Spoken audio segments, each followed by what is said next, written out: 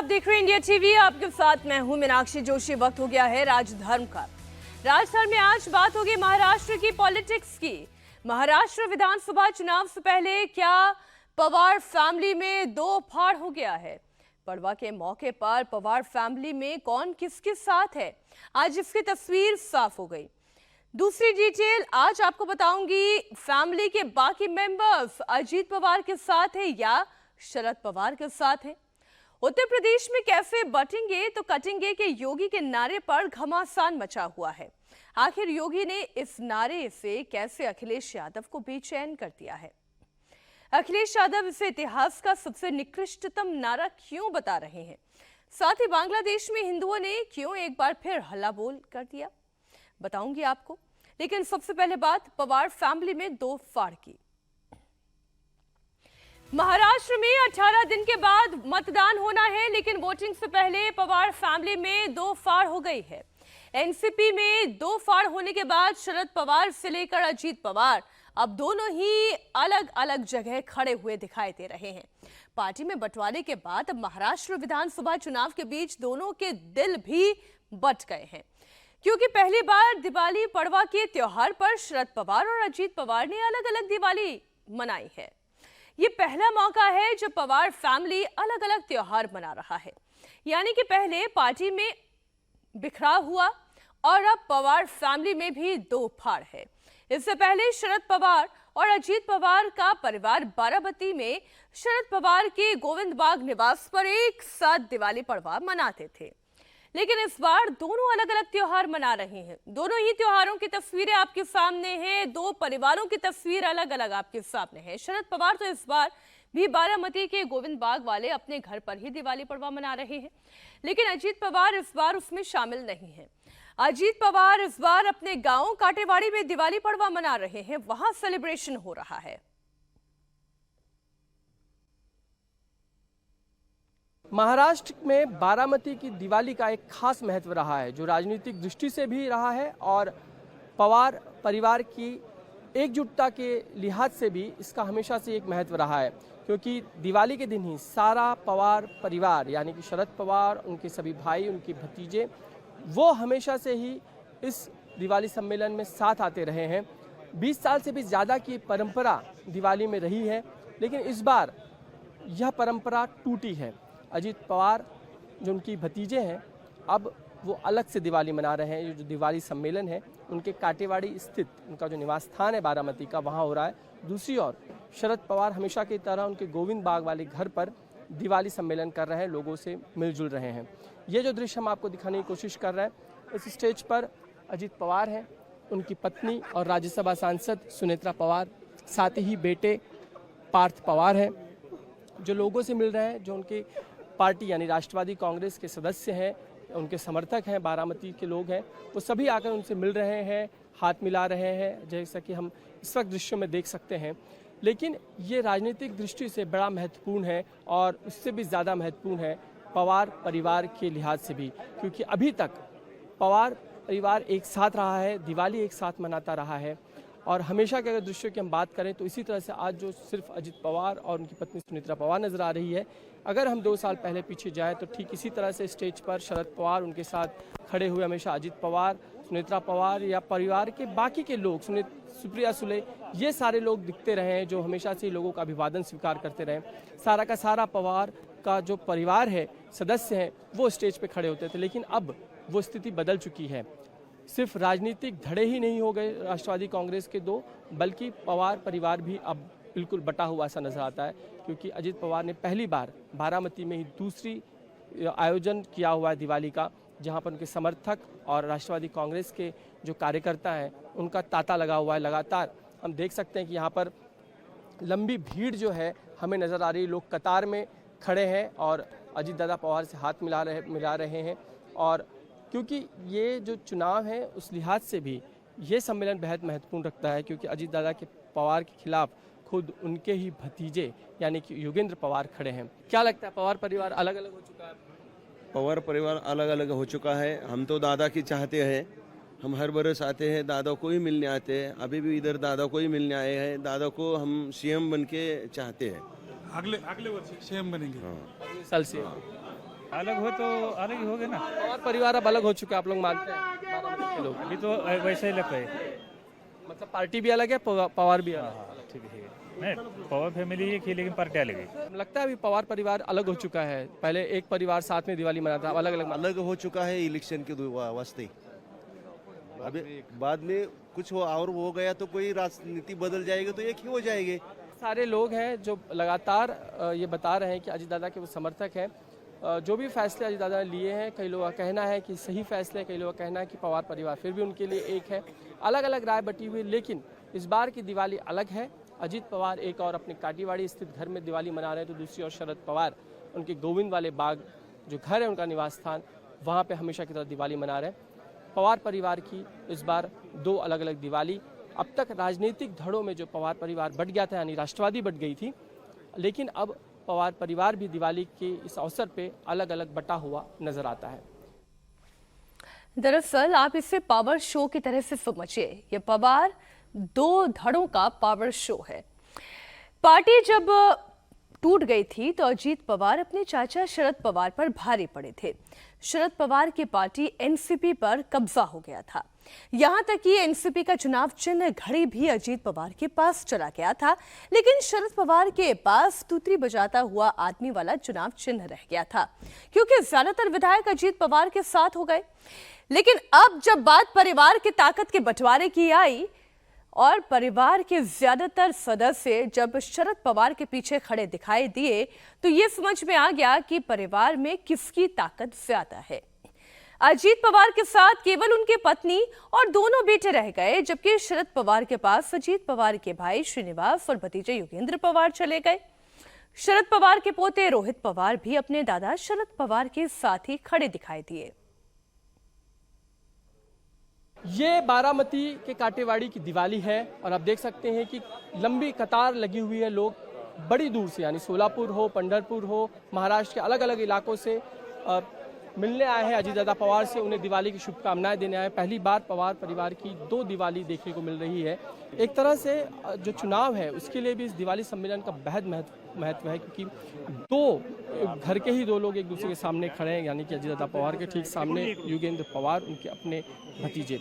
इसीलिए इस दिवाली सम्मेलन का जो मौका है वो हर साल होता है, लेकिन इस बार अजीत दादा पवार की फैमिली अलग से दिवाली मना रही है। उनका सम्मेलन इस बार पूरे परिवार के साथ नहीं है। हमारे साथ पार्थ पवार है। पार्थ पवार जो युवा नेता है और लगातार लोगों से मिल रहे, कैसा लग रहा है कि लोग दूर दराज से आए हैं, सोलापुर हो, कोल्हापुर हो, अलग अलग लोग आए हैं आपसे अभिवादन शुभकामनाएं देने दिवाली की इस बार की? ये हर साल रहता है, पर इस बार क्या है, पहली बार जब हम स्प्लिट हो गए, ये मतलब पहली बार स्प्लिट होने के बाद ये हमारा पाड़वा हमने सेपरेट रखा है। लास्ट ईयर हमने पाड़वा नहीं रखा था, इस बार हमने डिसाइड किया है कि हम हमारा अलग रखेंगे। और जिस तरह से पब्लिक आ रही है, जिस तरह से प्यार हमें मिल रहा है, उस तरह से आप देख सकते हो कि लोगों का कल दादा की तरफ ही है। इसके अलावा इधर सवाल ये भी उठता है कि जब पवार परिवार स्प्लिट हुआ, खुद दादा ने कहा कि हमारा घर जो तोड़ने का काम शरद पवार ने किया, आप हमेशा से साथ में नहीं, दादा ने वैसे नहीं कहा। दादा ने बोला, ऐसे बोलना क्या लोगों को कि हमारा घर फोड़ा। उन्होंने बोला नहीं कि घर फोड़ा, लोग ऐसे बोलेंगे, ऐसे उन्होंने कहा। आपने मिस इंटरप्रेट किया, समझे, आपने उसका मिस इंटरप्रिटेशन लिया मीडिया ने। उन्होंने, पवार साहब ने घर फोड़ा ऐसे नहीं बोला, लोग ऐसे बोलेंगे, ऐसे वो बोला, समझे। तो पवार परिवार जो महाराष्ट्र की जनता जानना चाहती है आपसे कि पवार परिवार एक है क्या अभी? देखो, हम सब जब फैमिली ओकेजन्स होते हैं, हम सब एक आते हैं, पर पॉलिटिकली हम अब सेपरेट हैं। पॉलिटिकली हमारे विजन्स, हमारे विचार सेपरेट है, पर एज अ फैमिली जब हम सब एक साथ शादी को मिलेंगे, बर्थडेज ओकेजन्स जो भी, तो हम एक साथ मिलेंगे। आखिरी सवाल, बाकी मुझे कुछ बोला नहीं। पवार लड़के की वो लगातार कह रहे हैं कि नहीं, दादा जो कुछ कह रहे हैं सही नहीं, वो जो प्रचार कर रहे हैं, हमने सोचा था इस तरह का प्रचार करने की जरूरत है। देखो, उसको जो कहना है उसको कहने दो, वो उसका विषय है। He is very young compare to दादा। दादा ने 30 साल बारामती डेवलप की है, वो अभी 1 साल पहले आया है, तो भाषण करने के लिए कुछ भी बोल सकते हैं। अभी मेचोरिटी जिसमें है वो जनता जानती है ना, तो हमें क्या हर वक्त उनके क्वेश्चन पे हमको उत्तर देना है, ऐसे कुछ लिखा नहीं है ना। उनको जो बोलना है वो बोलने दो। अजीत पवार के बड़े बेटे पार्थ पवार कह रहे हैं कि दादा शरद पवार और पिता अजीत पवार के विचार अलग अलग है। उनका दावा है कि कार्यकर्ताओं की डिमांड पर वो अलग से पड़वा सेलिब्रेट कर रहे हैं, लेकिन पवार फैमिली कौन किसके साथ खड़ा है इसे समझने के लिए आपको पूरी पवार फैमिली के इतिहास यानी कि इस फैमिली ट्री को समझना होगा। आइए जरा बड़ी स्क्रीन पर आपको लिए चलते हूं और पूरी पवार फैमिली की हिस्ट्री, ये फैमिली ट्री आपके सामने रखती हूं। दरअसल गोविंद राव पवार और शारदाबाई पवार के 4 बेटे, ये देखिए पूरी फैमिली ट्री इस वक्त आपके सामने। गोविंद राव पवार और शारदाबाई पवार के 4 बच्चे, जिसमें स्वर्गीय अप्पा साहेब पवार, अनंत राव, शरद पवार, प्रताप राव और एक बेटी सरोज पाटिल, ये पूरा परिवार था। अप्पा साहेब पवार के ही बेटे राजेंद्र पवार और रणजीत पवार, जिनके राजेंद्र पवार के बेटे हुए रोहित पवार। अब स्वर्गीय अनंत राव पवार के बेटे श्रीनिवास और बेटी विजया पाटिल, और इन्हीं के देखिए अजीत पवार इस वक्त अपने परिवार के साथ अलग हो चुके हैं। उनकी पत्नी है सुनेत्रा पवार, उनके बेटे पार्थ पवार को भी आप सुन रहे थे, पार्थ पवार और जय पवार, और युगेंद्र पवार यानी कि श्रीनिवास के बेटे यानी कि अजीत पवार के सामने इस बार लड़ाई लड़ने वाले कोई और नहीं बल्कि उनके ही अपने भतीजे युगेंद्र पवार है, और शरद पवार उनकी बेटी है सुप्रिया सुले। तो ये इनकी पूरी फैमिली ट्री है। शरद पवार की बेटी सुप्रिया सुले जो ये कह रही हैं कि अब जो होना था सो हो चुका है। कहा यह जाता है कि एनसीपी के असली वारिस अजीत पवार ही थे, लेकिन शरद पवार ने जब पार्टी की बागडोर सुप्रिया सुले को सौंपने की कोशिश की तो भतीजे अजीत पवार ने बगावत कर दी। अदृश्य शक्ति का यश है। दिल्ली की जो अदृश्य शक्ति है, घर फोड़ो, पार्टी फोड़ो, ये सब उन्हीं का कारनामे है। ये अदृश्य शक्ति का यश है। दिल्ली की जो अदृश्य शक्ति है, घर फोड़ो, पार्टी फोड़ो, ये सब उन्हीं का कारनामे है। तो ठीक रहा, बीजेपी पर फोड़ दिया गया है, दिल्ली पर यानी सेंट्रल पर फोड़ दिया गया है। अजीत पवार ने अपने चाचा शरद पवार के साथ बगावत की। पहले पार्टी छीनी, अब त्योहार के बहाने शक्ति प्रदर्शन की कोशिश भी हुई, लेकिन इस बार शरद पवार ने भी उसी अंदाज में बदला लेने का प्लान बना लिया। शरद पवार ने बारामती सीट से अजीत पवार के खिलाफ उनके भतीजे को ही मैदान में उतार दिया। अजीत पवार बारामती सीट से 8वीं बार चुनाव लड़ रहे हैं और इस बार उन्हें यहां चैलेंज उनके अपने ही भतीजे युगेंद्र पवार दे रहे हैं, जो उनके सगे छोटे भाई श्रीनिवास पवार के बेटे हैं। चाचा भतीजे के बीच की इस जंग को लेकर श्रीनिवास पवार का क्या कहना है, वो भी आप सुनिए। हमारे साथ अजीत पवार के भाई और युगेंद्र पवार के पिताजी श्रीनिवास पवार हैं। हम उनसे बातचीत करेंगे। फिलहाल जो चुनाव चल रहा है जिसका जिक्र अजीत दादा लगातार कर रहे हैं, परिवार में उसको लेकर क्या कुछ बातचीत है और क्या राजनीति घर परिवार में इस तरीके से आ चुकी है कि जो दूरियां हैं लगातार बढ़ती हुई नजर आ रही हैं, क्या कुछ स्थिति बनी हुई है। हमारे साथ Srinivas Pawar sir, India TV में आपका बहुत बहुत स्वागत है। सबसे पहला सवाल यही कि अजीत दादा पवार ने जब नामांकन अर्ज दाखिल किया, उसके बाद जो उन्होंने कानेरी में सभा ली, उसमें उन्होंने जिक्र किया कि घर परिवार से राजनीति को हमेशा दूर रखना चाहिए। जो गलती उन्होंने लोकसभा में की वो विधानसभा में करने की जरूरत नहीं थी। युगेंद्र पवार को चुनावी मैदान में उनके खिलाफ नहीं उतारना चाहिए था। उनके इस बयान को आप किस तरह से देखते हैं? जब दादा ने अपना डिसीजन लिया और हम अलग विचारधारा से ताल्लुक़ रखते हैं, क्योंकि साहब को सर्म धर्म समभाव, इसमें सबको रिस्पेक्ट देना चाहिए। ये हम साहब जब से पॉलिटिक्स में तब से यही चल रहा है फैमिली में। दादा भी उसी विचारधारा में थे, बट जब वो बीजेपी को जाके मिले तो उनका सोचने का ढंग शायद बदल गया, तो उस वजह से ये तो होना ही था।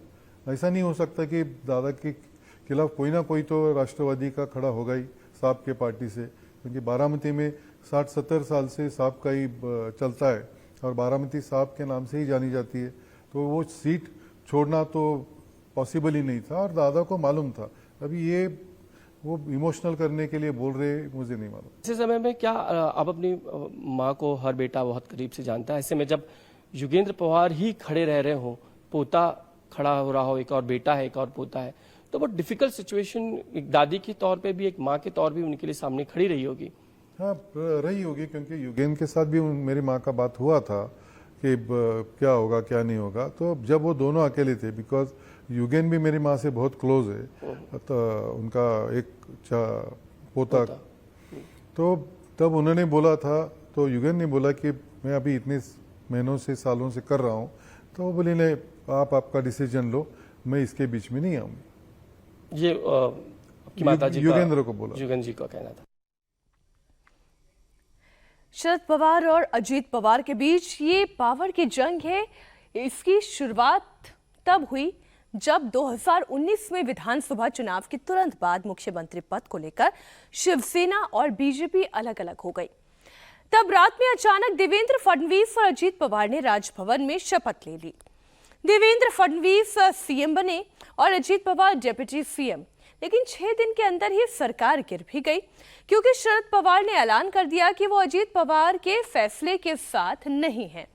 हालांकि बाद में शिवसेना की सरकार बनी और अजीत पवार फिर से डिप्टी सीएम बन गए।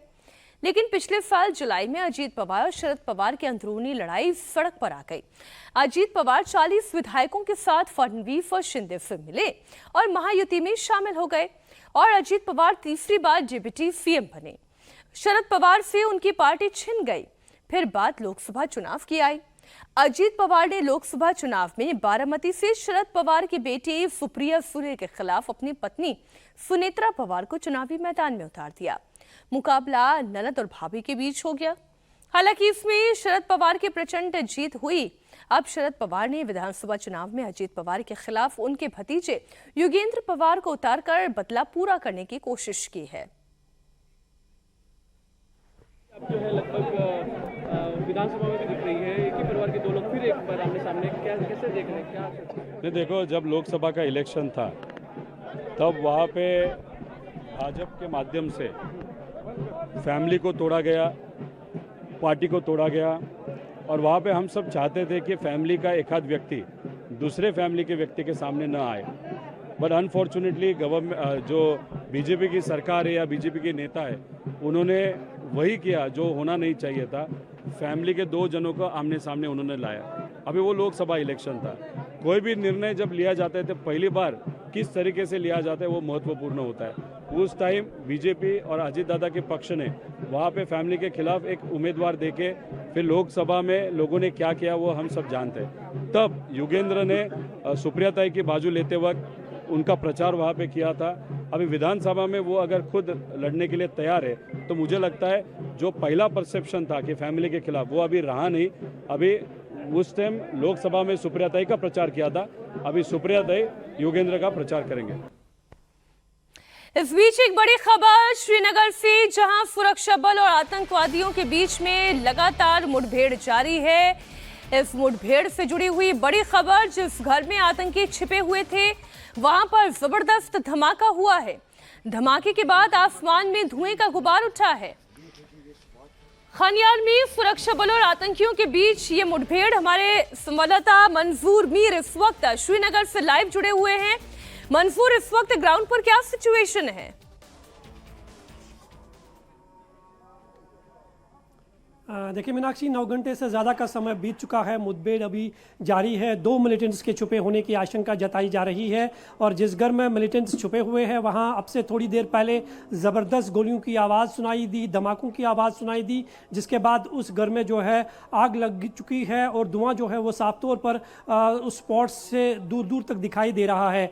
ये माना जा रहा है कि अब ये ऑपरेशन जो है अपने अंतिम चरण पर पहुँच चुका है, क्योंकि मिलिटेंटों की जो असल लोकेशन थी उसको पूरी तरह से ट्रेस किया गया है और उसके बाद जो है पूरे एरिया जो है वो अभी भी कॉर्डन ऑफ है। ये माना जा रहा है कि इसमें एक लोकल मिलिटेंट और एक फॉरेन मिलिटेंट हो सकता है और इनका संबंध टीआरएफ से हो सकता है, इस तरह की आशंका जो है जताई जा रही है, क्योंकि सुरक्षा बलों को ये इनपुट्स कल रात को ही मिले थे कि इस इलाके में 2 से 3 मिलिटेंटों का एक ग्रुप जो है वो घूम रहा है और उनकी मंशा है कि वो किसी सिक्योरिटी फोर्सेस के कैंप पर हमला करना चाहते हैं। और इस इनपुट के आधार पर ही कल रात से इस पूरे इलाके में सर्च ऑपरेशन बड़े पैमाने पर शुरू कर दिया गया था और आज सुबह 6 बजे के आसपास मिलिटेंटों को घेर लिया गया और उसके बाद ये मुठभेड़ 8 बजे के आसपास शुरू हुई है और अभी भी मुठभेड़ जारी है। कुल मिलाकर ये जो धमाका हुआ है मंजूर, ये धमाका सुरक्षा बलों की ओर से किया गया है इस घर में या फिर एकाएक यहाँ से धमाके की आवाज आई है?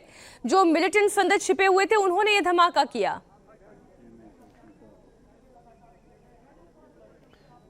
देखिए मीनाक्षी, एनकाउंटर के दौरान दोनों तरफ से गोलियां चलती है, धमाकों की आवाज़ सुनाई देती है और उसी बीच जो मिलिटेंट्स जिस जगह पर छुपे हुए थे वहां से ही उसी स्पॉट से जो है ये धुआं दिख रहा है और माना जा रहा है कि जहां जिस जगह पर मिलिटेंट्स छुपे हुए थे वहां पर आग लग चुकी है क्रॉस फायरिंग के दौरान और फिलहाल मुठभेड़ जो है वो जारी है, रुक रुक कर अभी भी गोलाबारी हो रही है, क्योंकि ये माना जा रहा है कि जो मिलिटेंट है, वेल ट्रेन मिलिटेंट है, वो लगातार अपनी पोजीशन जो है बदल रहा है और साथ ही साथ ये एक कंजेस्टेड एरिया भी है, पास में घर है और वो अपनी पोजीशन इसलिए बदल रहा है ताकि वो ज़्यादा से ज़्यादा समय जो है निकाल सके। लेकिन सिक्योरिटी फोर्सेस की ये कोशिश है कि जल्द से जल्द जो है इस एनकाउंटर को ख़त्म किया जा सके, क्योंकि श्रीनगर शहर में, क्योंकि ये कैपिटल है, डाउनटाउन का इलाका है, 2.5 साल के बाद इस इलाके में ये मुठभेड़ देखने को मिली है जो निस्संदेह ही सुरक्षा एजेंसियों के लिए एक बड़ा चिंता और चुनौती का विषय तो ज़रूर है, लेकिन कोशिशें सिक्योरिटी फोर्सेस की यही है कि जितने भी मिलिटेंट्स यहाँ पर छुपे हुए हैं उनको जल्द से जल्द मार गिराया जा सके। कितने मिलिटेंट होने की संभावना है, कितनी आशंका इस वक्त सुरक्षा बल जता रहे हैं?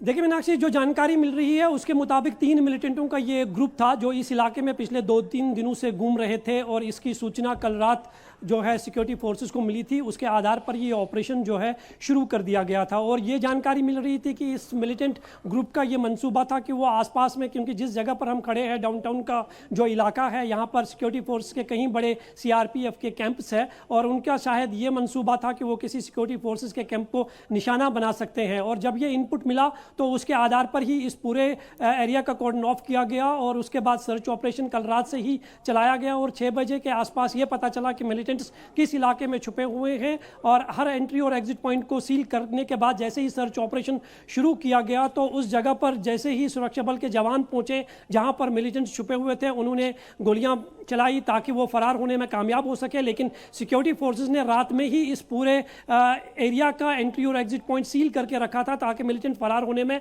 कामयाब ना हो सके, क्योंकि मैंने जैसे पहले भी कहा ये कंजेस्टेड एरिया है, यहाँ पास में घर है, बहुत पुराना शहर है और उस वजह से इस ऑपरेशन को अंजाम देने के लिए काफ़ी एहतियाती से कदम उठाए जा रहे हैं ताकि कोई सिविलियन कैजुअलिटी ना हो। इसका मतलब ये है क्या मंसूर कि आप बता रहे हैं रिहायशी इलाका है, कंजेस्टेड इलाका है, आसपास बहुत सारे घर बने हुए हैं, क्या उन घरों को खाली कराया गया है एहतियात के तौर पर, क्योंकि ये तो किसी की भी जान पर खतरा हो सकता है? इस घर से इतनी आग की लपटें उठती हुई दिखाई दे रही हैं।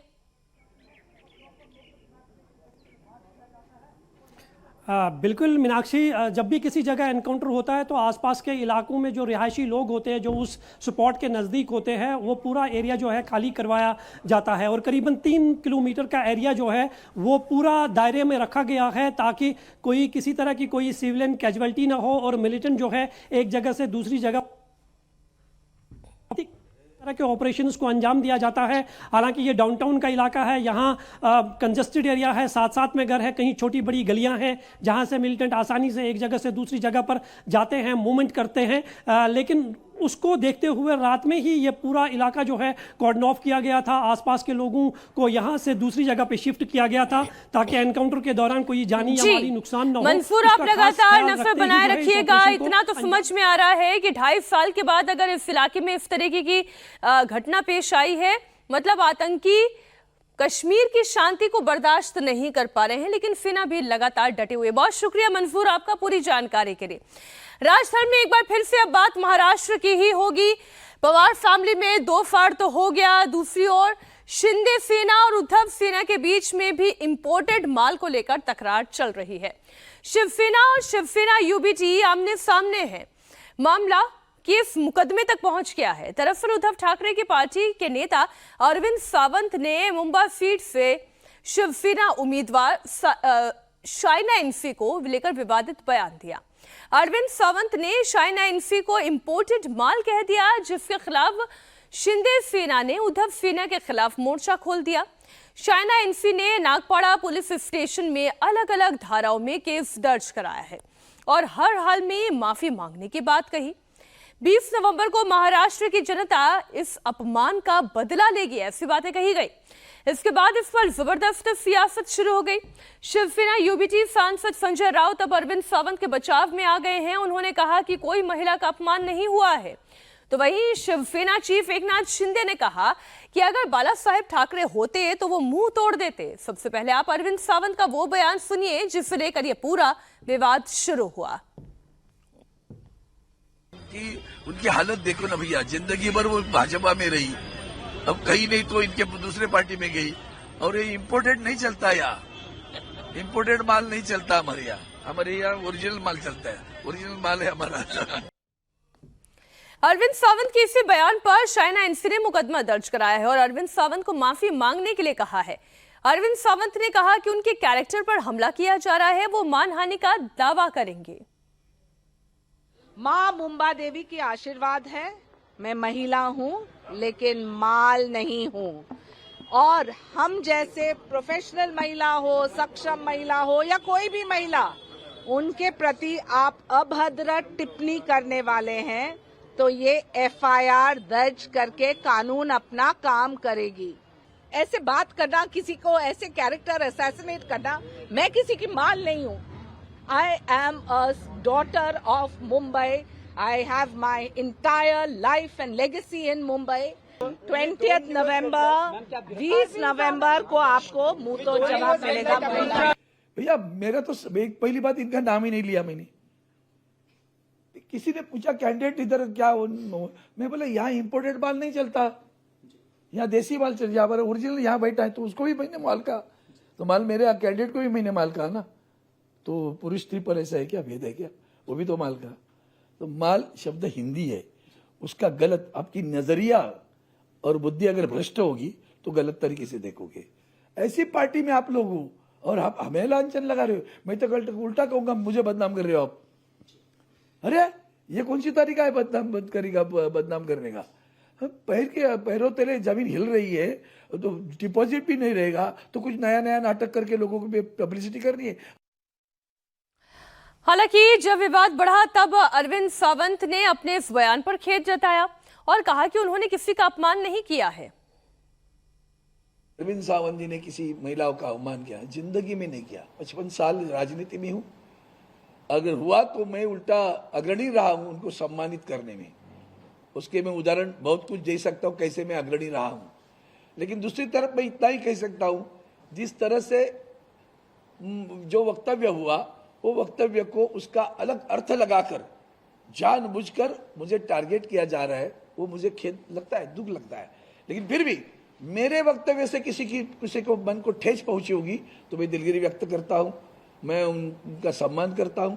और मैंने कभी पिछले मेरे 55 साल में अवमान नहीं किया, आज भी नहीं करूंगा, कल भी नहीं करूंगा। अरविंद सावंत ने भले ही माफी मांग ली है, लेकिन शिवसेना उद्धव गुट के नेता संजय राउत ने अरविंद सावंत के बयान का समर्थन किया। संजय राउत ने कहा कि शाइना एनसी अगर बाहर से आई हैं, तो वही अरविंद सावंत ने कहा बाहर से आई हैं तो इंपोर्टेड माल हुई। कोई अपमान नहीं हुआ है। अरविंद सावंत जी हमारे एक बहुत ही बुजुर्ग हमारे साथी और नेता है, सांसद है। क्या कहा अरविंद जी ने? अरविंद जी ने इतना ही कहा है कि ये जो कि भाजपा की महिला उम्मीदवार है वो इस क्षेत्र में मुंबा देवी में बाहर से आई है, इंपोर्टेड माल है। अगर इंपोर्टेड माल है बाहर का तो उसमें महिला का अपमान कहाँ होगा? आप सोनिया गांधी जी के बारे में क्या कहा था, प्रियंका जी के बारे में क्या कहा है आपने? हाँ, आप एक बार इतिहास खंगाल लीजिए 10-15 साल का, आपको पता चलेगा। ये राजनीतिक इवेंट्स करते हैं लोग, बाहर का माल है तो बाहर का माल है ना, इम्पोर्टेड है। बाहर से अगर कोई व्यक्ति चुनाव लड़ती है तो उसको लोग कहते हैं बाहर से आई व्यक्ति है, यहाँ की नहीं है, स्थानिक नहीं है, भूमिपुत्र नहीं है, ये भूमि कन्या नहीं है। इतना ही तो कहा है, तो उसका इतना इशू करने की जरूरत नहीं है भाई। चाइना एनसी को लेकर अरविंद सावंत की टिप्पणी पर महाराष्ट्र के मुख्यमंत्री एकनाथ शिंदे ने कहा, यह बहुत ही दुर्भाग्यपूर्ण है। बाला साहेब ठाकरे अभी होते तो सच में मुंह तोड़ देते, इनकी फितरत ही ऐसी है। बहुत ही दुर्भाग्यपूर्ण बात है एक बहन के बारे में ऐसी बातें करना, ये बहुत ही निंदाजनक है। इसकी कितनी निंदा करें उतनी कम है। बाला साहब ठाकरे जी के विचार वाले कहते हैं, और विचार कैसे है देखो, बाला साहब ठाकरे जी अभी रहते तो सही में मुंह तोड़ देते। मैं इतना ही कहूँगा, इनकी फितरत ही है ऐसी। हम गुवाहाटी में तब भी ऐसे ही उन्होंने बदनाम किया था हमारे महिलाओं को, हमारे बहनों को। अभी सारी बहनें ये आने वाले चुनाव में ऐसे जो बहनों का अपमान करने वाले लोग हैं उनको सबक सिखाएंगे, जरूर सबक सिखाएंगे। अब बात उत्तर प्रदेश की सियासत की। उत्तर प्रदेश में विधानसभा की 9 सीटों पर हो रहे उपचुनाव के बीच योगी आदित्यनाथ के बटेंगे तो कटेंगे के नारे पर यूपी में सियासत गर्मा गई है। अखिलेश यादव और समाजवादी पार्टी को परेशान कर दिया है इस एक नारे ने।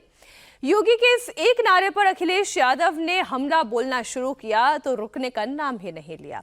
अखिलेश यादव ने पहले से नकारात्मक नारा करार दिया। अखिलेश यादव ने तो इस नारे को देश के इतिहास में सबसे निकृष्टतम नारा करार दे दिया। अखिलेश यादव का कहना है कि अब उनके पास जो 10% वोटर्स बचे हुए हैं उन्हें वो इस नारे के जरिए डराने की कोशिश कर रहे हैं। अखिलेश यादव ने सोशल मीडिया प्लेटफॉर्म एक्स पर लिखा, उनका नकारात्मक नारा उनकी निराशा, नाकामी का प्रतीक है।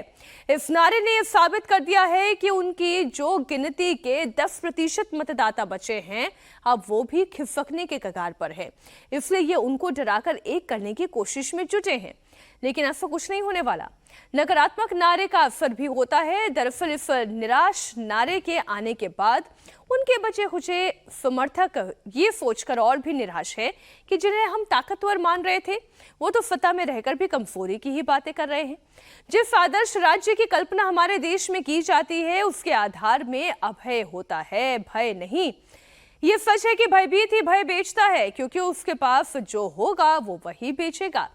देश के इतिहास में ये नारा निकृष्टतम नारे के रूप में दर्ज होगा और उनके राजनीतिक पतन की अंतिम अध्याय के रूप में आखिरी शाब्दिक कील सा साबित होगा। देश और समाज के हित में उन्हें अपनी नकारात्मक नजर और नजरिए के साथ ही अपने सलाहकार भी बदल लेने चाहिए। ये उनके लिए भी हितकर साबित होगा। एक अच्छी सलाह यह है कि पालें तो अच्छे विचार पालें और आस्तीनों को खुला रखें, साथ ही बाहों को भी इसी में भलाई है। अब इतना लंबा चौड़ा पोस्ट अखिलेश यादव ने रख दिया। योगी के बटेंगे तो कटेंगे के नारे के बाद उत्तर प्रदेश ही नहीं बल्कि देश के अलग अलग राज्यों में बटेंगे तो कटेंगे के पोस्टर लगाए गए। इसके बाद उत्तर प्रदेश में पोस्टर वॉर शुरू हुआ। समाजवादी पार्टी ने बटेंगे तो कटेंगे के जवाब में लिखा, जुड़ेंगे तो जीतेंगे। इससे पहले समाजवादी पार्टी के बटेंगे तो कटेंगे के जवाब में ना बटेंगे ना कटेंगे, पीडीए संग रहेंगे इस नारे का पोस्टर लगा था। दरअसल योगी ने बांग्लादेश का उदाहरण देते हुए लोगों से एक रहने और नेक रहने की अपील की थी। भाइयों, राष्ट्र से बढ़कर के कुछ नहीं हो सकता, कुछ नहीं हो सकता। और राष्ट्र तब सशक्त होगा जब हम एक रहेंगे, नेक रहेंगे, तभी नेक रहेंगे। बटेंगे तो कटेंगे। आप देख रहे हैं ना, बांग्लादेश में देख रहे हो ना, तो वो गलतियां यहां नहीं होनी चाहिए। बटेंगे तो कटेंगे, एक रहेंगे तो नेक रहेंगे, सुरक्षित रहेंगे और समृद्धि की पराकाष्ठा को पहुंचेंगे। हमें विकसित भारत की संकल्पना को साकार करने के लिए कार्य करना। योगी आदित्यनाथ के इस नारे का बीजेपी के सबसे बड़े नेता और देश के प्रधानमंत्री नरेंद्र मोदी ने भी मुहर लगा दी थी। नरेंद्र मोदी ने भी दीपावली के मौके पर कहा, एक रहेंगे तो सेफ रहेंगे। साथ ही संघ प्रमुख मोहन भागवत ने भी हिंदुओं से एकजुट होने की बात कही थी। प्रधानमंत्री मोदी ने कहा था कि अगर बटेंगे तो बांटने वाले की महफिल सजेगी। ऐसे लोग भारत में अस्थिरता, भारत में अराजकता फैलाने की कोशिश कर रहे हैं। वो भारत के आर्थिक हितों को चोट पहुंचाने में जुटी हैं। लोग भारत की सेनाओं तक को टारगेट करने में लगे हैं। मिस इन्फॉर्मेशन कैंपेन चलाए जा रहे हैं। सेनाओं में अलगाव पैदा करना चाहते हैं। ये लोग भारत में जात पात के नाम पर विभाजन करने में जुटे हैं। एकता की बात करना तक गुनाह बना दिया गया है। एक समय था जब हम बड़े गर्व के साथ स्कूल, कॉलेज में, घर में, बाहर सहज रूप से एकता के गीत गाते थे। और आज कोई अगर कह दे कि एक है तो सेफ है, तो ये लोग एक है तो सेफ है उसको भी गलत तरीके से परिभाषित करने में लगेंगे।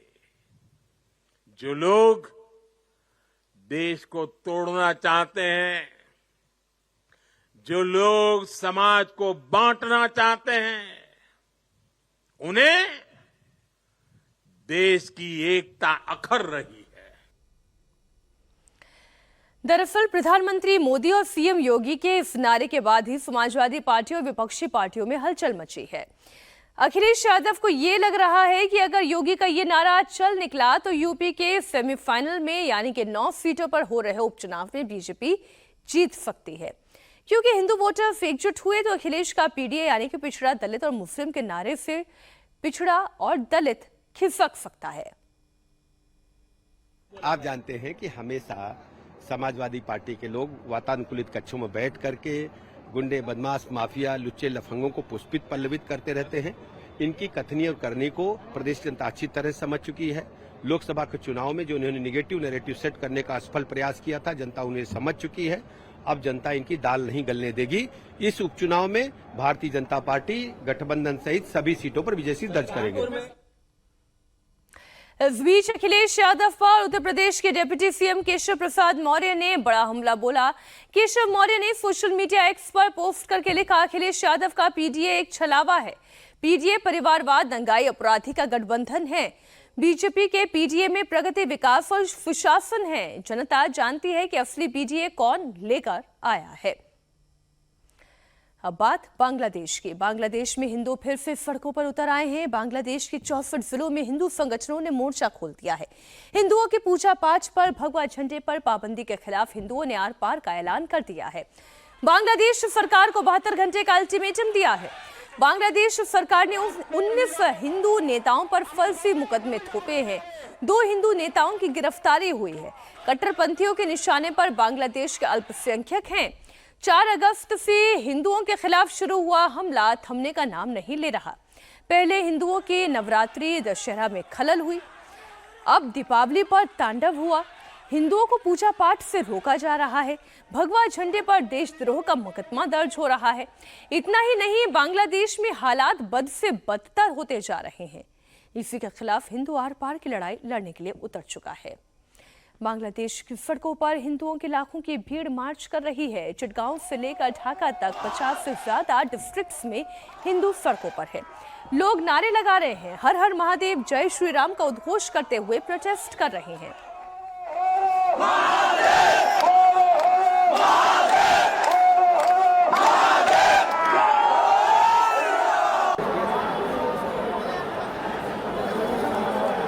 बांग्लादेश में हिंदू 1.3 करोड़ की आबादी रखते हैं। हिंदुओं की आबादी 8% है, जबकि मुस्लिम आबादी 91% है, 91%। 4 अगस्त से हिंदुओं पर हमला होने का सिलसिला शुरू हुआ।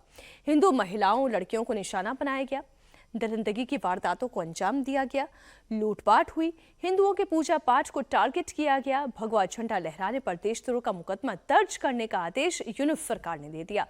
सबसे ज्यादा टारगेट पर यहाँ के हिंदू मंदिर रहे। चुन चुनकर मंदिरों पर हमला किया जा रहा है। अब इसका समाधान बांग्लादेश में निकलता है या नहीं निकलता है, अंतर्राष्ट्रीय समुदाय किस तरह से बांग्लादेश पर दबाव बनाने में कामयाब रहता है,